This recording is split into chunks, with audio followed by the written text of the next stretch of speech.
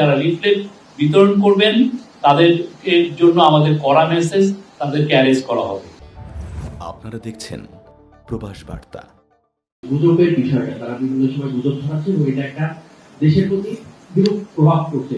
এই গুজবের জন্য সরকার কোনো সাইবার সেল বা কোনো কমিউনিটি গঠন করবে কিনা, কারণ তারা প্রোপাগান্ডা ছড়িয়ে যাচ্ছে সোশ্যাল মিডিয়াতে বিভিন্ন ভাবে, তাদের পেজ থেকেও বিভিন্ন সময় দেখা যাচ্ছে বিভিন্ন ধরনের। তো এর বিরুদ্ধে সরকার কি কোনো ব্যবস্থা নেবে, সাইবার সেল গঠন করবে কিনা? আমাদের অলরেডি তো আপনারা দেখেছেন চিফ অ্যাডভাইজারের অফিসের থেকে আমরা প্রেসিং এর থেকে একটা সিএ ফ্যাক্টস নামে একটা আমরা করেছি। সেখানে আমরা প্রতিদিনই কিছু না কিছু আমরা ফেক নিউজকে ডিবাঙ্ক করছি। আমাদের বাংলাদেশে 3-4টা অনেকগুলো ইন্ডিপেন্ডেন্ট ফ্যাক্ট চেকার আছেন, তারাও চেষ্টা করছেন। আমরা এই গুজব নিয়ে ফেসবুকের সাথে খুব সিরিয়াস আমাদের আলাপ হয়েছে। ফেসবুকে যে গ্লোবাল পলিসি চিফ আপনি জানেন স্যার নিক ক্লেগ, উনি আগে ব্রিটেনের ডেপুটি প্রাইম মিনিস্টার ছিলেন, তার সাথে ওইটা নিয়ে আলাপ হয়েছে। ওনারা বলেছেন যে ইউএসএ ওনারা ফ্যাক্ট চেকিং বন্ধ করে দিয়েছেন, বাট বাংলাদেশের মতো জায়গায় বা এই এশিয়ার বেশিরভাগ দেশে ওনারা এটা রাখবেন, বরং ওনারা বলেছেন যে এটা আরো স্কেল আপ করা হবে যাতে ফ্যাক্ট চেকিংটা আরো বেশি করা যায়। এটা আমি মনে করি যে এটা জাতীয় দায়িত্ব আমাদের সবাই।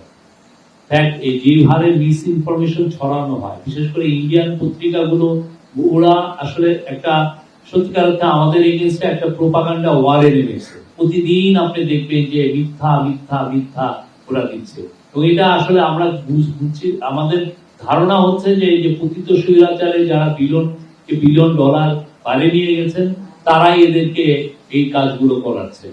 এবং আপনি দেখবেন যে তাদের মিথ্যা প্রতিদিন সে বাংলাদেশের প্রত্যেকটা ইনস্টিটিউশন নিয়ে করছে।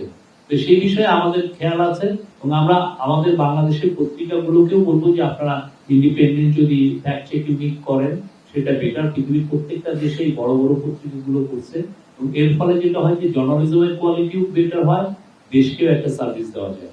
আমরা সবাইকে আহ্বান করছি। আর আপনারা দেখেছেন যে বেশ কিছু মুখ দিয়েছে স্বৈরাচারের, পতিত স্বৈরাচারের যারা সাঙ্গপাঙ্গ আছে, দোসর আছে, তারা অনেক কিছু করতে চাচ্ছেন, তারা লিফলেট বিতরণ করছে। হ্যাঁ, একটা বিষয়, যারা লিফলেট বিতরণ করবেন তাদের জন্য আমাদের কড়া মেসেজ, তাদেরকে অ্যারেস্ট করা হবে।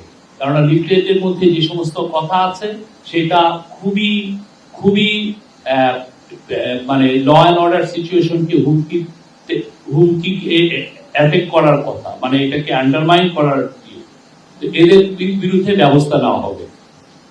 আর অন্যান্য তারা দেখেছেন তো তারা অনলাইনে কি ধরনের মিস ইনফরমেশন দিচ্ছে, এই সরকারকে নিয়ে মিস ইনফরমেশন দিচ্ছে, পতিত স্বৈরাচারকে নিয়ে বলছেন যে উনি এখন প্রাইম মিনিস্টার। তো পুরো যা আমরা দেখছি, আমরা মনিটর করছি।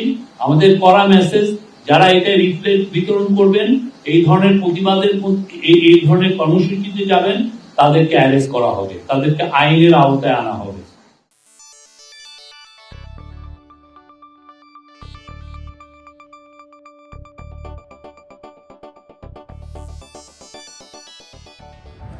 আপনারা দেখছেন প্রবাস বার্তা।